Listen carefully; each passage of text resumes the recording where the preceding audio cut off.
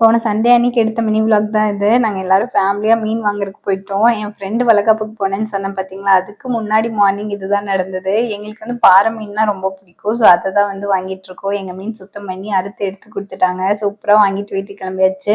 இனி வீட்டுக்கு வந்து என்ன பண்ணோம், ஃபுல்லாக க்ளீன் பண்ணி மாமாவுக்கு வந்து கொஞ்சம் ரோஸ்ட்டு கொஞ்சம் குழம்பு வச்சாதான் ரொம்ப பிடிக்கும். ஸோ அதுக்கு தனியாக எல்லாம் எடுத்து வச்சுட்டு இருந்தேன்.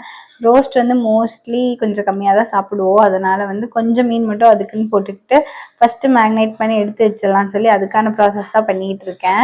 பாறை மீன் வாங்கிட்டு அதுக்கப்புறம் ரோஸ்ட்டுக்குன்னு சொல்லி ஒரு முழு மீன் வந்து ஜிலேபி மீன் வாங்குவோம். அது வந்து மாமாவுக்கு ரொம்ப பிடிக்கும் அப்படியே ரோஸ்ட் பண்ணி சாப்பிட்றதுக்கு. அதுக்காகவும் அதுவும் வாங்கிட்டு வந்துட்டு மேக்னேட் பண்ணிட்டேன். அதுக்கப்புறம் குழம்புக்கும் செஞ்சிட்ருக்கேன். எனக்கு இந்த மீன் குழம்பு செய்யறது மட்டும் ரொம்ப பிடிக்கும். ஏன்னா ப்ராசஸ் வந்து ரொம்ப ஈஸியாக இருக்கும்.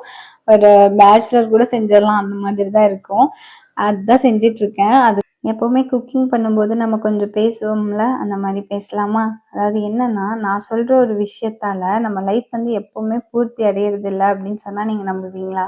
அதாவது என்னன்னா, நம்ம எதையுமே எதிர்பார்க்காம, எதுக்குமே ஆசைப்படாம, எதையும் வெறுக்காம, யாரையும் நேசிக்காம அப்படின்னு இருக்கிற வரைக்கும், இது எல்லாத்தையுமே நம்ம மனசுக்குள்ளே போட்டு உணர்ற வரைக்குமே இந்த வாழ்க்கை வந்து என்றைக்குமே பூர்த்தி அடையிறதில்ல. அதுதான் உண்மை. கொஞ்சம் பொறுமையாக யோசிச்சு பார்த்தீங்கன்னா உங்களுக்கே புரியும்.